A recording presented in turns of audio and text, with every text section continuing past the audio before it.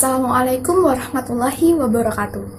Hai teman-teman, pada kesempatan kali ini saya akan sedikit bercerita tentang seorang sufi terkenal dari Persia, yaitu Jalaluddin Rumi. Teman-teman tahu nggak sih kalau sebenarnya Jalaluddin Rumi ini hanya nama julukannya saja. Nama lengkap yang sebenarnya itu adalah Jalaluddin Muhammad bin Muhammad bin Husain al-Katibi al-Bagri. Kenapa kok bisa dijuluki Rumi itu? Bagaimana ceritanya?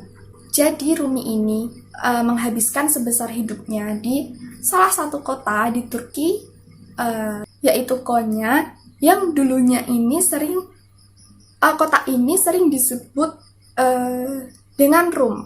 Nah, pada waktu itu sekitar ia berusia 3 tahun.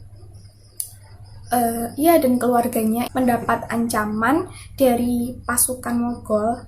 Nah, sehingga dia dan keluarganya itu pindah ke Rum di Anatolia, Turki, gitu. Nah, ayah Rumi sendiri bernama Bahauddin Walad.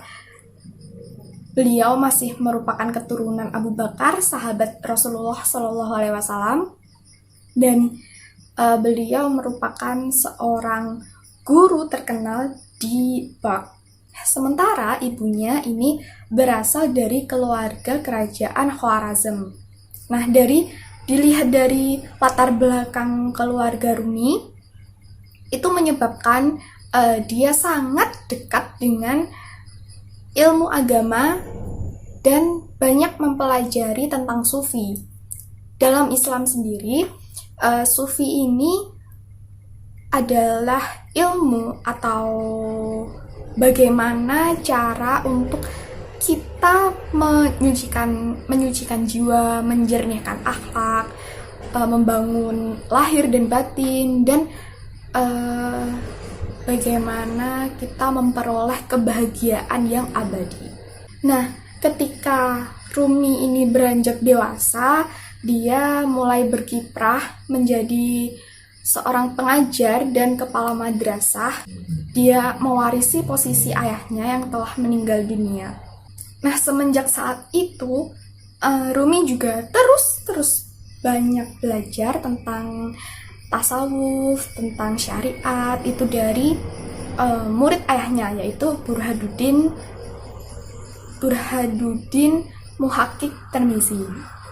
Nah, sepeninggalan Burhanuddin ini pada tahun 1240, Rumi telah ahli dalam hukum Islam dan mulai mengeluarkan fatwa-fatwa, dan ia mulai berdakwah di masjid-masjid di kota Konya.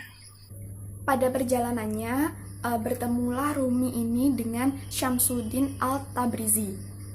Siapa sih Syamsuddin al-Tabrizi itu? Jadi beliau ini adalah seorang ulama sufi yang terkenal dari Tabriz. Begitu, semenjak bertemu dengan Tabrizi dan menjadi muridnya, berubahlah kehidupan Rumi. Ia tumbuh menjadi seorang sufi agung yang terkenal dengan karya-karya syair indahnya. Nah, suatu ketika Tabrizi ini meninggalkan Rumi tanpa penjelasan apapun. Namun, akibat kepergian gurunya, Rumi ini membuat sebuah karya, yaitu kitab dengan judul Diwan Syams Tabrizi. Dari kitab ini, dia mengungkapkan semua perasaan rindunya kepada sang guru. Nah, setelah itu Rumi pun bertemu dengan Hasanuddin Golabi, yaitu beliau adalah yang mengilhaminya untuk menulis pengalaman spiritualnya menjadi sebuah karyanya sendiri. Setelah bertahun-tahun Rumi menuliskan pengalaman spiritualnya, akhirnya jadilah sebuah kitab dengan diberi judul Kitab Masnawi. Melalui kitab ini, Rumi berusaha menyampaikan pemahamannya tentang dunia yang mungkin bisa mungkin hanya bisa didapat dengan cinta, bukan hanya fisik saja. Dan dari puisi-puisinya, Rumi juga menyampaikan bahwa Tuhan adalah satu-satunya tujuan. Nah, pemikiran Rumi dalam kitab Masnawi ini juga disebut sebagai salah satu karya sastra terbesar yang dimiliki oleh bangsa Persia, sampai-sampai kitabnya ini dicetak berulang kali oleh berbagai penerbit dan karya-karyanya diterjemahkan ke dalam berbagai bahasa termasuk bahasa Indonesia. Selain Diwan Syams Tabrizi dan kitab Masnawi, Rumi ini juga memiliki beberapa karya, itu seperti Rubaiyat, Al-Majlis As-Saba'ah, dan Majmu'ah min Ar-Rasail. Jamaluddin wafat pada tanggal 1273 di Konya, dan pada waktu itu pemakamannya tidak hanya dihadiri oleh kalangan muslim saja, bahkan orang-orang Kristen, orang-orang Yahudi itu juga datang untuk mengucapkan selamat tinggal kepada tokoh, kepada penyair yang paling berpengaruh pada periode waktu itu.